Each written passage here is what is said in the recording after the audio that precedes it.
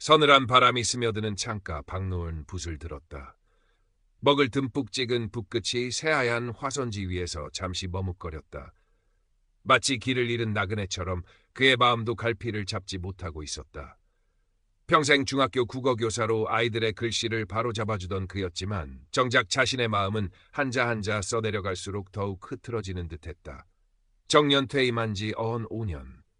3년 전 봄꽃이 맘개하던 어느 날 40년을 그림자처럼 함께했던 아내가 호련히 그의 곁을 떠난 후 그의 시간은 멈춘 듯 더디게 흘렀다. 자식들은 결혼하여 제 가정을 꾸렸고 바쁜 일상에 쫓겨 아버지의 적적함을 헤아릴 여유가 없어 보였다. 명절이나 생일에나 겨우 얼굴을 비추는 것이 전부였다. 넓은 아파트에 홀로 남겨진 그는 해질 6이면 어김없이 찾아오는 거대한 외로움이라는 불청객과 매일 힘겨운 씨름을 해야 했다.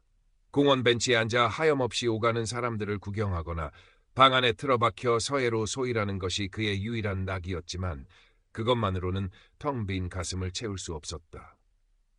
아내의 온기가 사라진 집은 냉랭했고 그의 웃음소리 또한 그곳에 함께 묻힌 듯했다. 그러던 어느 날 그가 매일같이 출근 도장을 찍다시피 하는 동네 경로당 게시판에 어르신 스마트폰 활용 교육 안내문이 붙었다. 젊은 시절 칠판 앞에서 분필을 잡는 것 외에는 기계와 담을 쌓고 살았던 그였다. 스마트폰이란 것도 겨우 전화나 받고 문자 메시지나 확인하는 용도로만 사용하고 있었다. 하지만 안내문에 새로운 세상과 소통하세요라는 문구가 그의 시선을 붙잡았다. 어쩌면 이 답답한 일상에 작은 창문이라도 하나 열릴 수 있지 않을까 하는 신락 같은 기대감이 생겼다. 교육 첫날 어색하게 스마트폰을 손에 쥔 박노을에게 젊은 강사는 친절하게 하나하나 사용법을 알려주었다. 그러던 중 강사가 노년층을 위해 특별히 개발되었다는 익명 SNS 앱 황혼의 속삭임을 소개했다. 어르신들, 이 앱을 통해서 비슷한 연배의 다른 분들과 대화도 나누시고 좋은 친구도 사귀실 수 있어요. 외로움도 달래시고요. 강사의 말에 몇몇 노인들이 호기심을 보였고 박노을도 그중 하나였다. 새로운 친구라. 그는 까마득한 옛 기억을 더듬는 듯 잠시 생각에 잠겼다. 그날 저녁 박노을은 떨리는 손으로 황혼의 속삭임 앱을 설치했다. 프로필 사진 대신 자신이 가장 아끼는 풍상 속에서도 꿋꿋하게 피어난 겨울 난초 그림을 올렸다. 그리고 한참을 망설이다 인생의 황혼역, 작은 위안을 찾습니다. 스쳐가는 바람에도 마음 시린 날들이지만 따뜻한 말 한마디 나눌 수 있는 벗을 기다립니다라는 짧은 글을 남겼다. 며칠 동안 아무런 소식이 없었다. 역시나 이런 건 젊은 사람들이나 하는 것이라며 씁쓸한 미소를 지으며 앱을 지워버릴까 고민하던 차였다. 그때 띵동. 단조로운 일상에 불쑥 끼어든 낯선 알림 소리에 박노을은 화들짝 놀라 스마트폰을 집어들었다. 화면에는 소피아 킴이라는 닉네임의 사용자로부터 새로운 메시지가 도착했음을 알리는 작은 아이콘이 반짝이고 있었다. 선생님의 글에서 깊은 울림과 따뜻한 마음이 느껴져요. 저도 비슷한 감정을 느끼며 살아가고 있답니다. 프로필 사진은 화사한 미소를 머금은 동양계 중년 여성의 사진이었다. 배경으로는 눈부신 햇살이 쏟아지는 이국적인 해변이 펼쳐져 있었다. 박노을은 자신도 모르게 가슴이 두근거리는 것을 느꼈다. 마치 메마른 땅에 단비가 내리듯 얼마 만에 느껴보는 생경한 설렘인지 몰랐다. 그는 조심스럽게 답장을 써 내려갔다. 부족한 글에 마음을 나눠주셔서 감사합니다. 소피아 님도 저와 비슷한 감정을 느끼신다니 반갑습니다. 박노을과 소피아는 마치 오래전부터 알고 지낸 친구처럼 빠르게 가까워졌다. 소피아는 자신을 미국 로스앤젤레스에서 작은 패션 관련 사업체를 운영하는 50대 중반의 교포 사업가라고 소개했다. 일찍 남편과 사별하고 외동딸은 영국의 명문 대학에서 유학 중이라 혼자 외롭게 지낸다고 했다.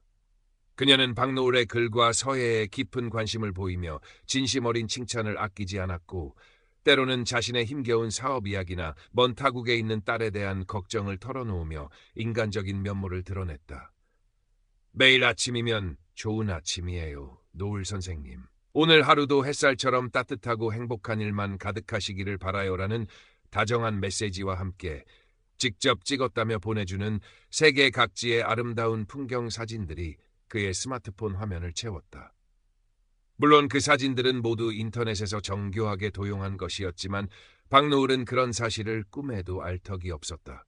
그는 소피아가 보내주는 사진들을 보며 마치 그녀와 함께 세계 여행을 하는 듯한 착각에 빠지곤 했다. 박노을은 소피아와의 대화에서 잊고 지냈던 삶의 활력을 되찾았다. 아내가 떠난 후 처음으로 그의 얼굴에 웃음꽃이 다시 피어났고 밤늦도록 그녀와 메시지를 주고받느라 시간 가는 줄 몰랐다. 그녀는 박노을의 말 한마디 한마디에 귀 기울여 주었고 그의 깊은 외로움을 따뜻하게 감싸주었다. 박노을은 소피아를 단순한 온라인상의 친구를 넘어 마치 실제 연인처럼 혹은 마음을 터놓을 수 있는 마지막 반려처럼 느끼기 시작했다. 그의 일상은 소피아를 중심으로 재편되었다. 아침에 눈을 뜨면 가장 먼저 그녀의 안부를 확인했고 밤에는 그녀의 목소리를 상상하며 잠이 들었다. 소피아는 그런 박노을의 마음을 정확히 꿰뚫어보고 있는 듯했다. 선생님 같은 분을 이 넓은 세상에서, 그것도 이렇게 먼 곳에서 알게 된 건 제 인생에 다시 없을 큰 행운이자 축복이에요. 조만간 한국지사 설립 문제로 서울에 갈 일이 있는데 그때 꼭 한번 만나 뵙고 싶어요. 선생님의 그윽한 난초 그림과 정갈한 서예 작품도 제 두 눈으로 직접 보고 싶고요. 그녀의 말 한마디 한마디는 박노을의 가슴을 기대감으로 한껏 부풀어 오르게 했다. 그는 그날만을 손꼽아 기다렸다. 그녀에게 줄 선물로 자신의 가장 아끼는 벼루와 먹을 꺼내 정성껏 시 한 수를 적어 족자로 만들 생각까지 했다.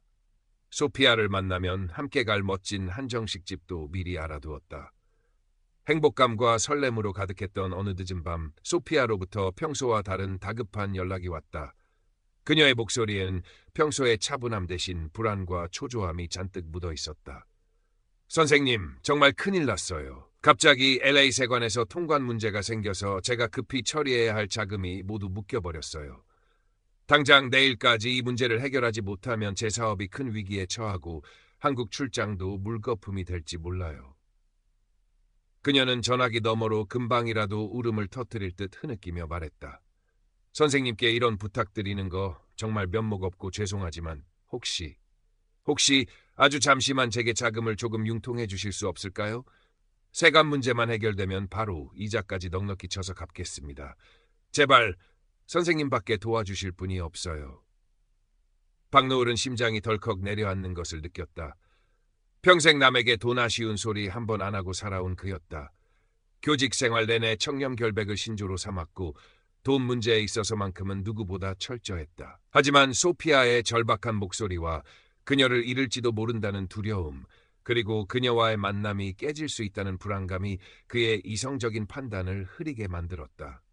그는 평생 교직에 몸담으며 아내와 함께 한 푼 두 푼 알뜰살뜰 모아온 노후 자금 통장을 떠올렸다. 이 정도는 괜찮겠지. 소피아는 신용 있는 사업가니까 곧 돌려받을 수 있을 거야. 그는 스스로를 그렇게 안심시키며 떨리는 손으로 은행 앱을 열어 소피아가 알려준 낯선 이름의 계좌로 300만 원을 송금했다. 소피아 씨, 너무 걱정 마세요. 잘 해결될 겁니다. 그의 목소리도 떨리고 있었다. 그것이 시작이었다. 첫 번째 송금 이후 소피아의 금전 요구는 마치 둑이 터진 강물처럼 멈추지 않고 이어졌다. 선생님, 정말 죄송해요. 갑자기 딸 아이가 영국에서 교통사고를 당해서 급하게 수술비가 필요하게 됐어요. 이번만 도와주시면 정말 은혜는 평생 잊지 않겠습니다. 믿었던 동업자에게 거액의 사기를 당해 회사가 부도 위기에 처했어요. 마지막 희망은 선생님뿐이에요. 선생님, 아주 안전하고 수익률 높은 단기 투자 상품이 있는데 제가 자금이 조금 부족하네요. 선생님도 함께 투자하시면 노후 자금 걱정은 없으실 거예요. 제 이름을 걸고 보장합니다.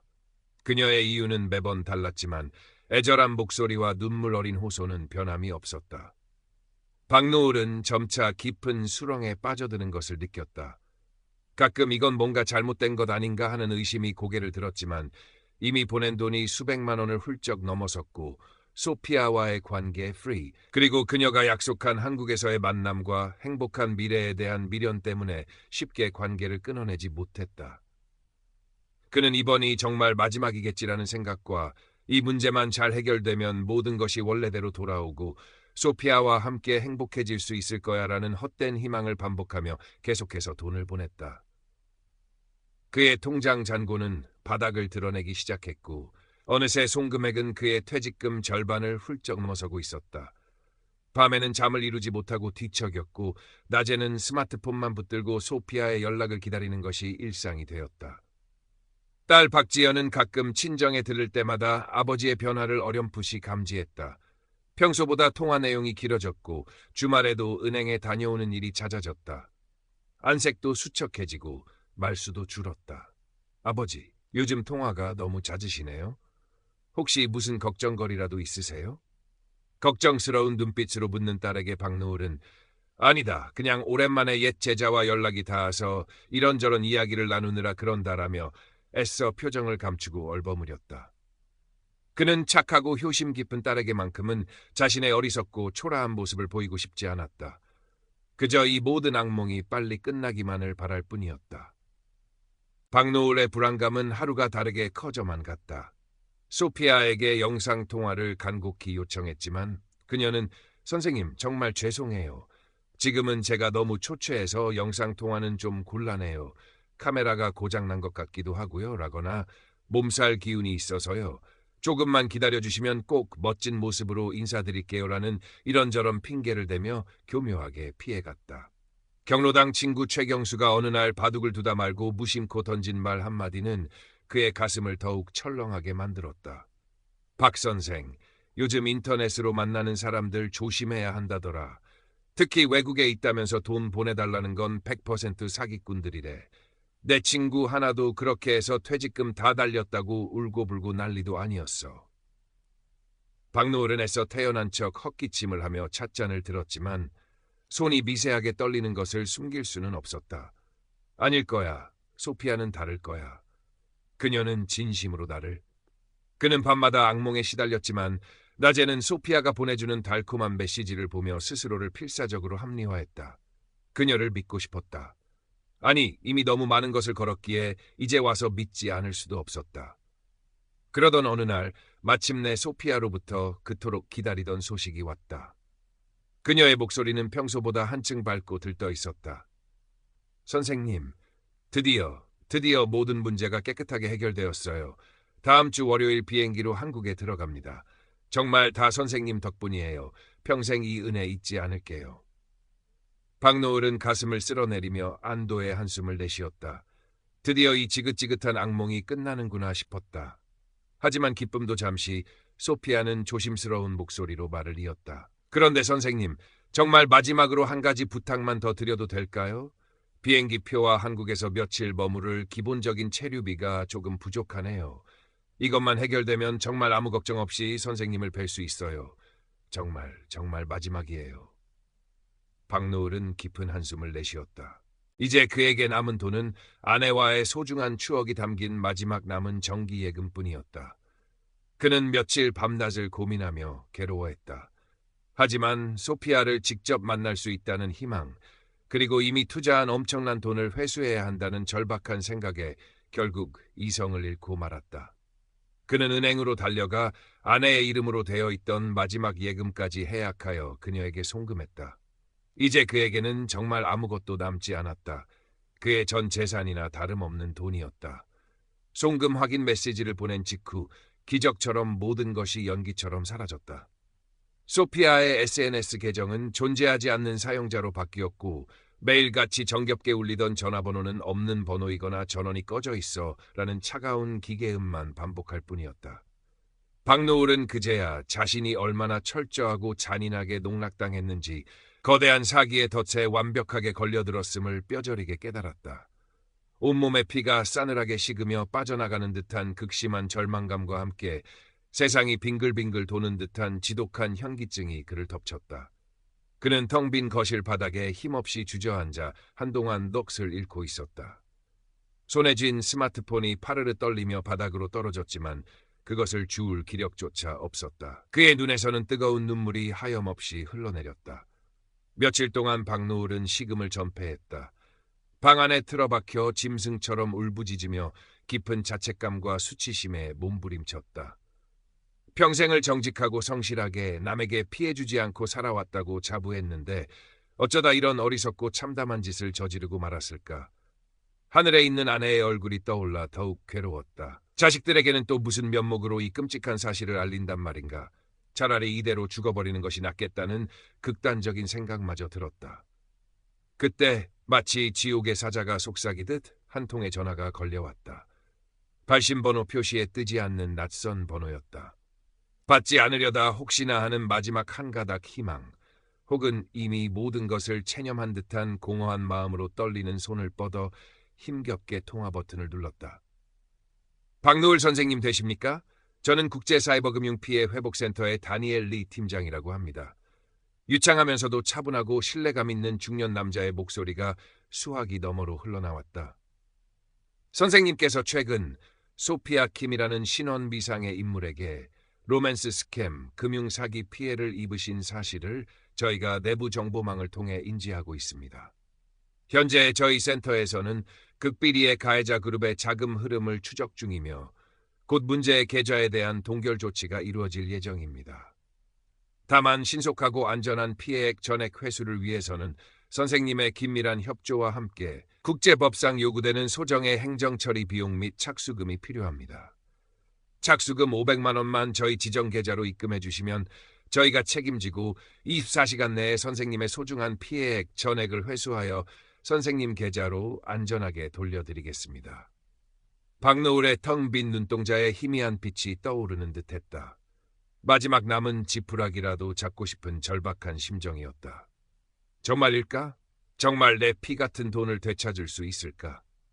한 줄기 의심이 고개를 들었지만 곧이어 더 큰 희망이 그 의심을 덮어버렸다. 다니엘 팀장은 마치 그의 마음을 훤히 읽기라도 한 듯, 선생님, 지금 이 골든타임을 놓치시면 가해자는 이미 문제의 자금을 모두 인출하여 추적이 불가능한 해외 조세 피난처로 도주할 가능성이 매우 큽니다. 시간이 정말 없습니다. 이것이 마지막 기회일 수 있습니다라며 침착하지만 단호한 어조로 그를 재촉했다. 박노을은 이미 빈털털이나 다름없었지만 마지막 남은 얼마 안 되는 비상금과 정안되면 딸에게라도 손을 벌려서라도 이 돈을 마련해야겠다고 처절하게 생각했다. 이것만이 자신이 저지른 실수를 만회하고 다시 일어설 수 있는 유일한 길처럼 느껴졌다. 한편 박지연은 아버지의 계좌에서 지난 몇 달간 상상도 할 수 없는 거액의 돈이 여러 차례, 그것도 정체를 알 수 없는 개인 계좌들로 빠져나간 사실을 은행의 자녀 안심 알림 서비스를 통해 우연히 알게 되었다. 처음에는 아버지가 친구분들과 무슨 큰 사업이라도 벌이시거나 혹은 새로운 취미 생활에 거액을 투자하시는 것이라 애써 좋게 생각하려 했지만 금액이 너무나도 비상식적으로 컸고 아버지의 최근 행동들, 잦은 통화, 초조한 표정, 급격히 수척해진 모습, 이 어딘가 매우 부자연스러웠다. 인터넷에서 노인 대상 금융사기, 로맨스 스캠 수법, 해외 교포 사칭 등을 밤새도록 검색해본 박지연은 걷잡을 수 없는 불안감에 휩싸였다. 그녀는 아버지에게 조심스럽게 전화를 걸어 안부를 물으며 떠보았지만 박노을은 내일이나 신경 써라, 아비 걱정은 말고라며 평소와 달리 매우 신경질적이고 완강하게 대화를 피했다. 박지연은 심장이 내려앉는 듯한 불길한 예감을 떨쳐버릴 수 없었다. 아버지에게 무슨 일이 생기고 있는 게 틀림없어. 박노을이 다니엘 팀장에게 마지막 남은 돈을 보내기 위해 마치 홀린 사람처럼 황급히 은행으로 향하던 날, 박지연은 미리 아버지의 뒤를 밟고 있었다. ATM 기기 앞에서 다급하게 돈을 인출하려는 아버지의 초췌한 모습을 본 박지연은 직감적으로 이것이 아버지의 마지막 남은 돈일 것이며 지금 막지 않으면 모든 것이 끝장이라는 것을 깨달았다. 그녀는 아버지에게 필사적으로 달려가 그의 팔을 거칠게 붙잡았다. 아버지, 지금 뭐 하시는 거예요? 제발, 누구한테 돈 보내시는 거냐고요. 박노을은 딸의 갑작스러운 등장에 소스라치게 놀랐지만 이내 이성을 잃은 사람처럼 완강한 표정으로 딸의 손을 뿌리쳤다. 네가 뭘 안다고 나서느냐? 이 더러운 손 놓지 못해. 이 돈만 보내면 내가 잃어버린 그 피 같은 돈을 다 찾을 수 있단 말이다. 저리 비켜. 은행 창구 앞에서 이성을 잃고 고함치는 아버지와 울부짖는 딸의 모습에 주변 사람들의 시선이 따갑게 집중되었다. 박지연은 이미 눈물 범벅이 된 얼굴로 악에 받쳐 소리쳤다. 아버지, 그것도 다 사기예요. 제발, 제발 정신 좀 차리세요. 그녀는 미리 준비해온 스마트폰 화면을 아버지 눈앞에 사정없이 들이밀었다. 화면에는 국제사이버금융피해회복센터는 실체가 없는 유령 단체입니다. 절대 돈을 보내지 마십시오. 전형적인 2차 사기 수법입니다. 라는 굵은 글씨의 경고 문구와 함께 비슷한 수법의 2차 사기 피해 사례들이 빼곡하게 떠 있었다. 제가 밤새도록 다 알아봤어요. 인터넷에 아버지랑 똑같은 수법으로 당한 사람들 이야기가 수두룩해요. 이것도 다 같은 놈들이 꾸민 짓이라고요, 아버지. 박노을은 스마트폰 화면의 글자들과 딸의 절규 어린 얼굴을 번갈아 보며 아무 말도 하지 못했다. 다리가 후들거리며 힘이 풀린 그는 결국 그 자리에 허물어지듯 주저앉았다. 모든 희망이 산산조각나며 와르르 무너져 내리는 소리가 그의 텅 빈 귓가에 이명처럼 울리는 듯했다. 은행 바닥에 차갑고 단단한 냉기가 그의 온몸으로 가차없이 스며들었다. 그의 눈에서는 더 이상 눈물조차 나오지 않았다. 정신을 차린 박노을이 딸의 부축을 받으며 힘겹게 집으로 돌아왔을 때 그는 마치 허수아비처럼 아무런 감정도 느껴지지 않았다. 텅 빈 거실 소파에 박제된 듯 앉아있던 그는 한참 후에야 딸 앞에서 평생 흘릴 눈물을 다 쏟아내는 듯 어린아이처럼 서럽게 오열했다. 자신이 얼마나 어리석고 우매했는지, 얼마나 허망하고 잔인하게 모든 것을 잃어버렸는지, 그리고 하늘에 있는 아내와 장성한 자식들에게 얼마나 면목이 없는지를 절규하듯 토해냈다. 평생 교직에 몸담으며 쌓아온 명예와 자존심이 한순간에 먼지처럼 무너져 내린 것에 대한 참을 수 없는 절망감, 돌이킬 수 없는 실수를 저지른 어리석었던 자신에 대한 지독한 자책감, 그리고 사랑하는 가족들에게 씻을 수 없는 상처를 주었다는 수치심에 그는 고개를 들 수 없었다. 박지연은 그런 아버지를 아무 말 없이 그저 따뜻하게 끌어안고 함께 울었다. 아버지의 앙상한 어깨가 그렇게 작고 초라해 보인 것은 그녀의 인생에서 처음이었다. 한참을 울던 박노을은 조금씩 기력을 되찾고 딸에게 모든 것을 털어놓았다. 소피아와의 설레었던 첫 만남부터 시작해서 그녀에게 보냈던 수많은 메시지들, 주고받았던 감정들, 그리고 의심과 희망 사이를 오가며 돈을 송금했던 어리석은 과정, 마지막 연락 두절의 순간, 그리고 다니엘 팀장이라는 또 다른 사기꾼에게 마지막 남은 돈까지 넘길 뻔했던 아찔했던 순간까지. 이야기를 듣는 내내 박지연은 가슴이 미어지고 분노가 치밀어 올랐지만 아버지를 비난하거나 다그치지 않았다. 그저 묵묵히 아버지의 떨리는 이야기를 들어주며 그의 거친 손을 따뜻하게 꼭 잡아주었다.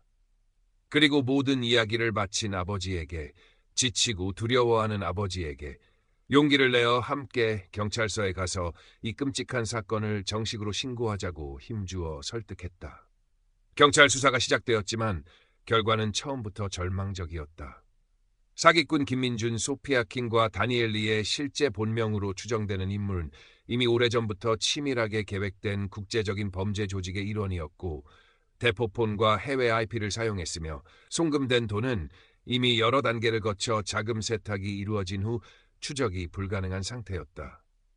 박노을이 잃어버린 억대에 가까운 돈의 대부분은 사실상 회수하기 어렵다는 것이 담당 형사의 잠정적인 결론이었다. 혹은 얼마 후 국내에서 활동하던 로맨스 스캠 조직의 일부가 검거되지만 김민주는 이미 해외로 도주한 후였고 박노을의 피해액은 극히 일부만 회수될 가능성이 있다는 설정도 가능하다.